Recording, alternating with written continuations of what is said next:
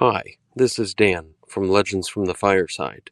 You're listening to Tale of the Manticore. The following podcast is intended for a mature audience. Listener discretion is advised.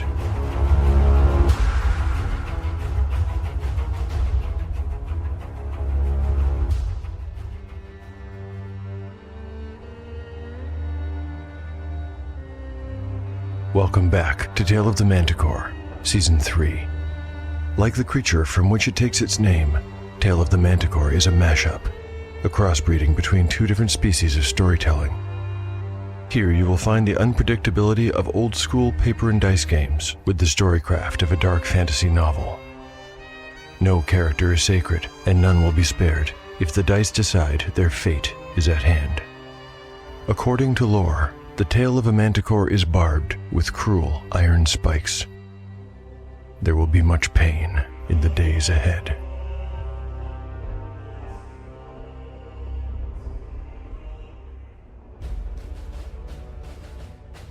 Last time on Tale of the Manticore. The previous chapter begins with the party members speculating over the nature of their fallen enemy. The Displacer Beast is clearly a creature of magic, which supports the theory that the land they now travel is different.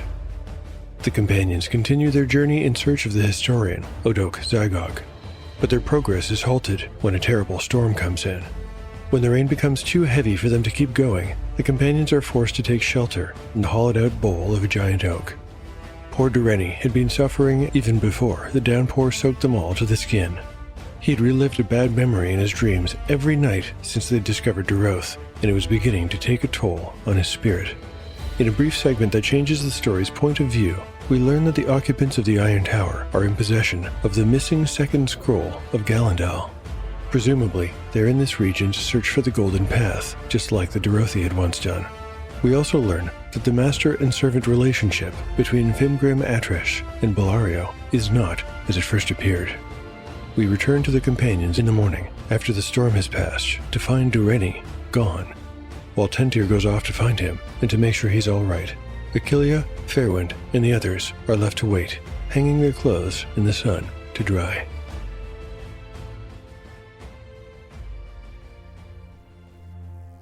The Song of the Woods, Verse 3.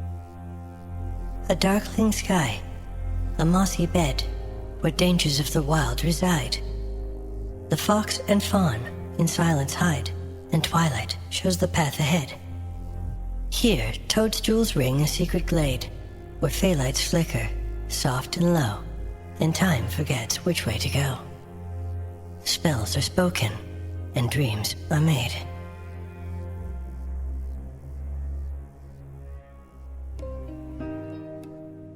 Chapter 39, Part 1, 22 years ago.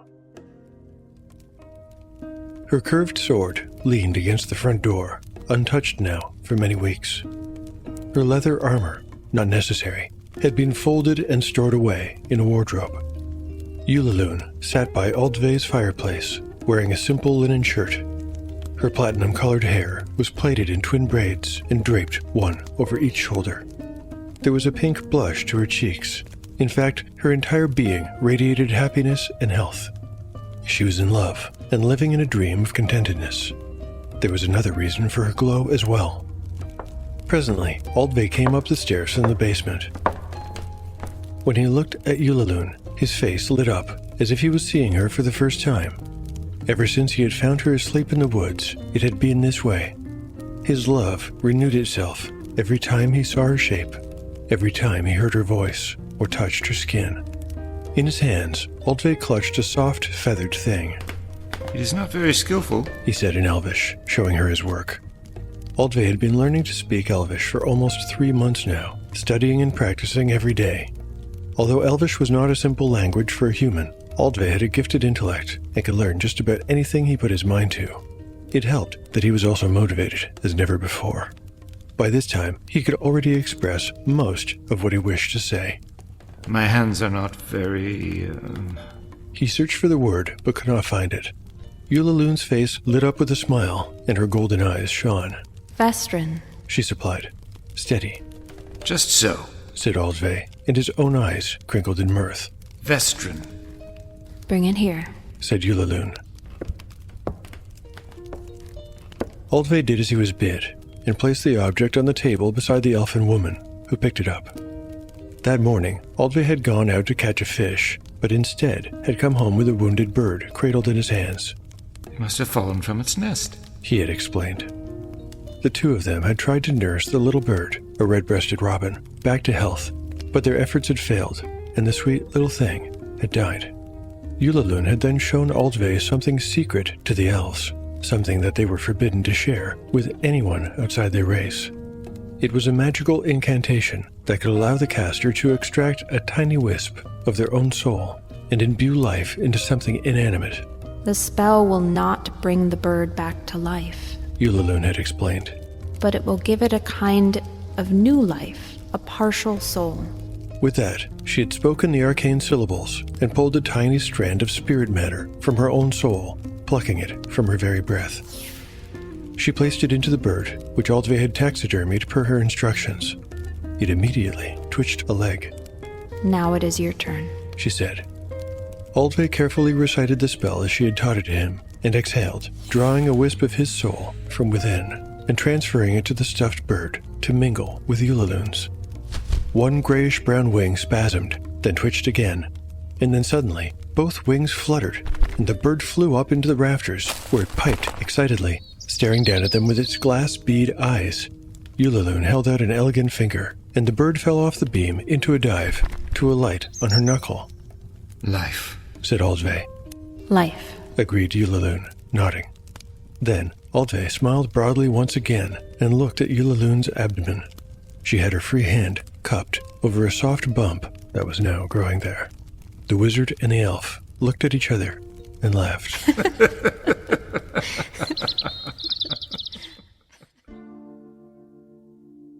Chapter 39.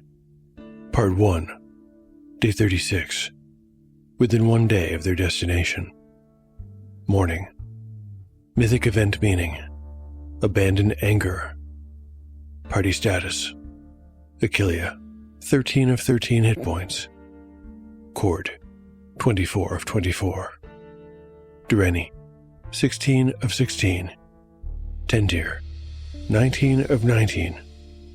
Fairwind, 19 of 26 after receiving 1 point of natural healing. Flicker, 16 of 16. Supplies. The companions have no food remaining. Spells available.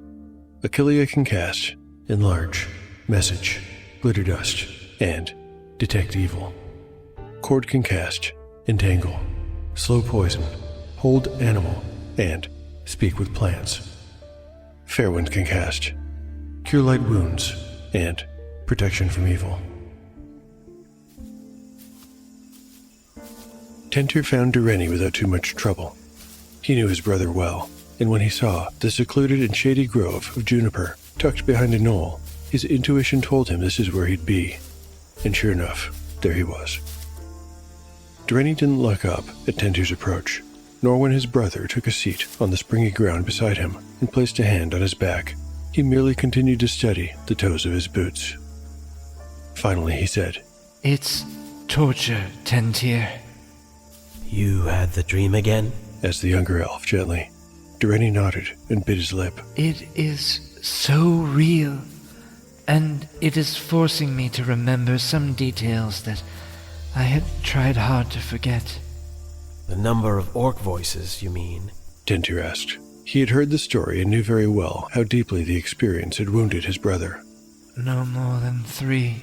Said Dureni. It was almost a whisper. We might have made a stand together. It wasn't your fault, Dureni. The old crow gave you an order. The other laughed joylessly. And what do you think about following orders? It was a fair point, at least as far as Dureni knew. He believed that his always rebellious brother had defied their parents' order by joining with him on this quest. Tentir pursed his lips and patted Dureni's back. Fair enough, he finally said. But you made the best decision you could at the time, and that's all anyone can do. What if you'd stayed behind to fight and 4 of them had shown up. Or 6. I'd have my honor at least, came the bitter reply. Dureni, Tentir began, squeezing his brother's shoulder. you are the most honorable person I know. There followed another moment of silence. Then Dureni said, Go back to the others. Tell them I am well and will rejoin you soon. Just give me a little more time. All right, said Tentir, getting to his feet. but don't stew in your emotions too long, brother. He walked away. Dureni did not reply.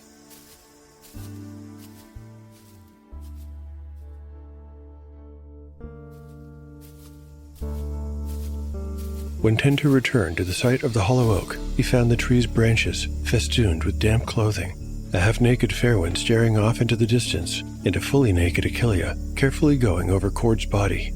She heard him coming and called out. Come here, Tentir, and look at this. Unlike Fairwind, Tentir had not been raised to be embarrassed by nudity, so he joined Achillea to see what she was so excited about. He noticed right away.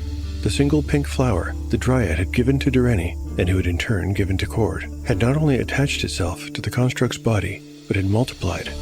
There were 3 pink blossoms now, all in a cluster, right in the middle of his chest.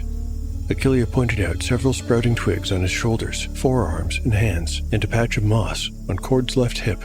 At this rate, you'll be a whole forest before long. Achillea told her friend. What do you think it means? Asked Tentir. I have no idea what it means, but it's marvelous nonetheless. She said, beaming. Cord, you are beautiful.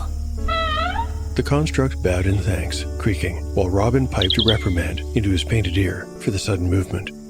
Achillea decided to change the subject. You found Dureni, I take it?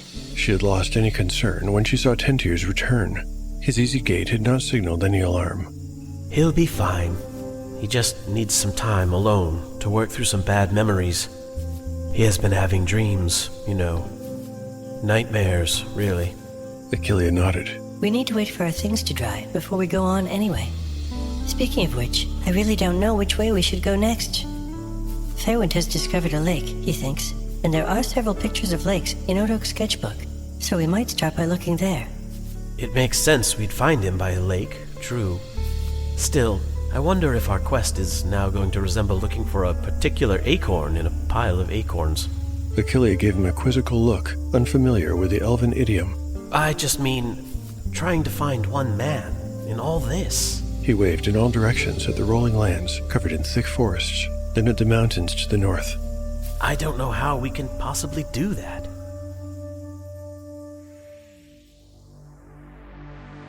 The scene in which Tentir counsels his older brother was born out of my mythic event meaning, abandoned anger, and it, in turn, gave me an idea for a little twist in the siblings' relationship dynamic. I tried to drop a hint of it in their exchange. Did you catch it? Either way, I'll circle back to it later on. At the moment, I need a new event meaning pair, so here we go, using D percentile. 49 and 68. Alright, that gives me harm rumor. You know, that's pinging something in my brain, but nah, I'm not quite sure just yet. I'll put it aside for now, because there's a second reason I stopped the action. In addition to the new event meaning pair, I also need to roll on my wandering encounter table. This is because, in the last episode, I determined that there would be one this day, but I didn't figure out what it would be.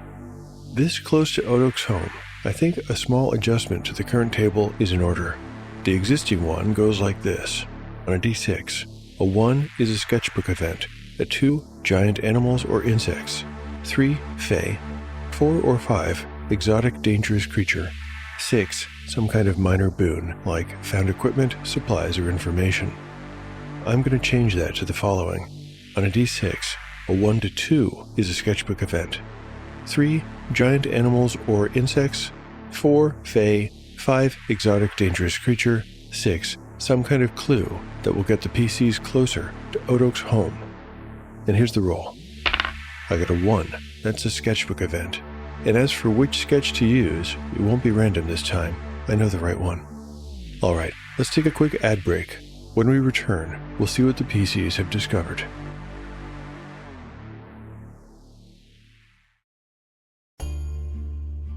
Chapter 39, Part 2. Day 36. Within 1 day of their destination. Late morning. Mythic event meaning. Harm rumor. Party status. The party status is unchanged. Dureni took more time than Tentu had expected for him to rejoin the group. When he did so without explanation or apology. He merely showed up and began to pack up his things, which by now had been dried by the sun and taken down from where they'd been hung from the tree branches. When Achillea turned, as though to speak with him, his expression darkened and he minutely recoiled. It was clear he did not want to talk about his absence. But Achillea surprised him when she simply asked, You found some fishhooks and some thread back in Doroth, didn't you, Dureni? With audible relief, the elf replied, Yes, I did. The hooks are in that leather wallet over there. There is a wooden spool somewhere too, still in my bag, perhaps. Achillea located the items quickly and continued as though nothing had been amiss that morning. Fairwind thought he saw a lake some miles in that direction, and Tentu says he can definitely see it. We're going there, and I'm going to catch a fish. The thought of a proper meal brought a smile to everyone's face, even Dureni's. Soon, the companions were packed and headed northeast in the direction of Fairwind's lake. About an hour later, they reached its stony shoreline, but long before that, they realized there was something special about it. There's no question. Achillea had said excitedly when they were still several hundred yards away. That lake is in the book. See that island there with the 3 tall pines, with the smaller rocky part poking out of the water in front? The half-elf forced the others to wait while she pulled out the sketchbook and turned to the proper page. Then she held it up to show that she was right. The page was an exact match of the vista before them. Odok had captured every last detail, too. There was a mountain on the right side that seemed to lean into the frame as though not wanting to be left out, and there was a dark clump of pines filling the hollow of a mountain slope on the other. The charcoal-penciled strokes showing the surface of the lake even rippled slightly in the breeze, just as it did in real life. Achillea got a little thrill, knowing she was standing in the same spot where Odok had once stood, and, once again, she felt a renewed sense of purpose and hope. We are so close. Acorns be damned. I just know we're going to find him. Today. You know, I had really wanted to use the metaphor of a needle in a haystack, but I couldn't do that unless I put the words in Fairwind's mouth. The cleric is the only member of the party who would know what a haystack was. An acorn in a pile of acorns is a bit harder to grok, but it's also a bit more poetic, and certainly more believable as an elfin idiom.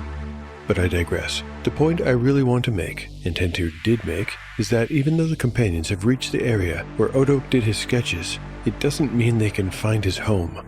I will grant that the recluse does live in these parts, but where and how could the PCs possibly find a cottage, or whatever kind of place he lives in the middle of a massive forest? I can't use the old plume of smoke from the chimney trick.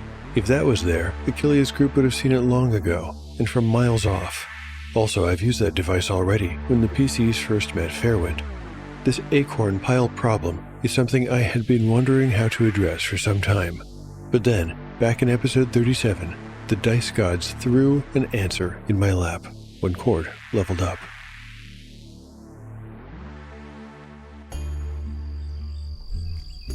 Achillea, Cord, Fairwind, Dureni, and Tentir sat in a line on the lakeshore with their boots in a pile behind them and their bare feet in the cool water.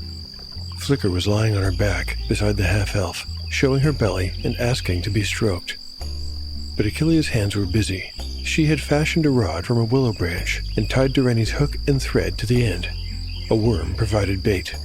Occasionally she gave the line a light jerk, but if there were any fish in this lake, they were not tempted by it. By now it was late afternoon, and Achillea's confidence in catching a tasty lunch was beginning to crumble. If nothing bites in the next few minutes, we should probably get moving, she said. But we have no idea where to look, Tentir had replied. This problem of being so close and yet completely unsure where to go next was one each of them had been struggling with, and perhaps that's why they had spent so long here trying to catch a fish, if the alternative was just to pick a random direction in the hopes of stumbling across Odok's home. Since no one had actually put a voice to the concern for some time, it was not until this moment that Cord stood up and stepped up the shore's embankment, causing Robin to peep in protest at the sudden movement. The wooden construct walked back to the willow from which Achillea had taken her makeshift fishing rod and placed his dowel fingers against its trunk. From where the others sat, twisting in place to see what their companion was up to, it looked like Cord was about to embrace the willow, but he just stood there for several moments, with his fingers touching the bark. Achillea was nonplussed. She was about to say something when several of the willow's branches sighed down all around Cord, gently curving around him. A moment passed, and then the branches released him. As Cord walked back to rejoin the others, he turned his painted face toward Robin, still perched on his shoulder, and some silent communication seemed to pass between the two of them. Then the stuffed bird took off into the air.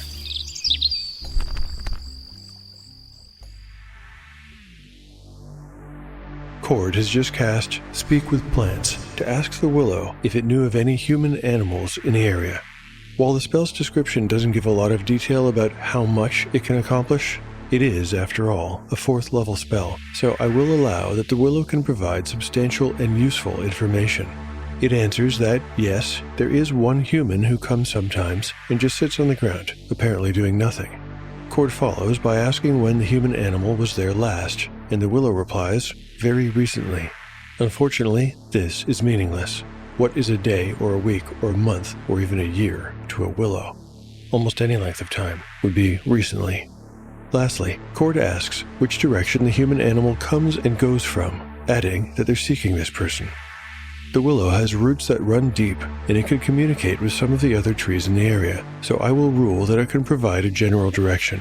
Cord then thanks the willow and ends the spell. Next, he tells Robin, telepathically, to go and look for any signs of a man-made dwelling in the direction the willow provided. He adds that the place would probably look similar to their own home in Willowvale, and with that, Robin flies off on his mission. As a DM, I am satisfied that the use of these abilities will be enough to allow the companions to find the place they seek. The only question is how long it will take. Let's say that Robin will return in 1d6 times 10 minutes. Here's the roll. Okay, that's 40 minutes. In terms of distance for the party to cover, 2 hours feels about right. Chapter 39, Part 3. Day 36. Within 1 day of their destination. Late afternoon. Mythic event meaning. Harm rumor. Party status. The party status is unchanged, with the exception of Cord, who has used his spell of Speak with Plants. Robin returned less than an hour after flying off and returned to his perch on Cord's shoulder. He twittered his findings into the construct's painted-on ear, and Cord creaked his torso forward as though to tell the others, yes, Robin has found something. Leaving the serene, cool beauty of the lake would not have been such an easy thing, but for the palpable excitement of knowing that the end of their long quest was close at hand. Soon, Achillea would have her meeting with the famous historian, and she would have her answers, too. Just a little longer, Vapi. Achillea thought. The group trekked east, keeping the mountains to the left, weaving their way between rolling hills. Some of these were forested, others were covered in tall grass, and a few were of bald gray rock. All the while, the sun shone over them, warming their skin. After an hour or so, they passed a flat-topped hill covered in tall grass. There was no reason to climb this hill. It was not in their path. But if they had been given reason to walk to the top, the companions would have found a flattened circle of grass, 30 feet across, atop it. Somehow, Robin had missed it, or else did not have the capacity to understand what it indicated, and so had paid the mark of the Iron Tower no heed. Ignorant of all this, the party pressed on. Robin would fly ahead and return frequently, tweeting some minor course correction into Cord's ear each time. Finally, the stuffed bird came back and settled on top of Cord's head instead of his shoulder. The others knew at once what this must mean, that they were very close. And indeed they were, for when they broke through the next line of trees, they saw it. A little cottage, barely more than a hut, really, sheltered under a cherry blossom tree, with a small pond to one side and a garden to the other. But something was not right. Oh no, breathed Dentir. Achillia, I am truly sorry, intoned Direni. The garden was overgrown. The cottage was in ill repair. The place looked, for all the world, as though it had sat abandoned for years.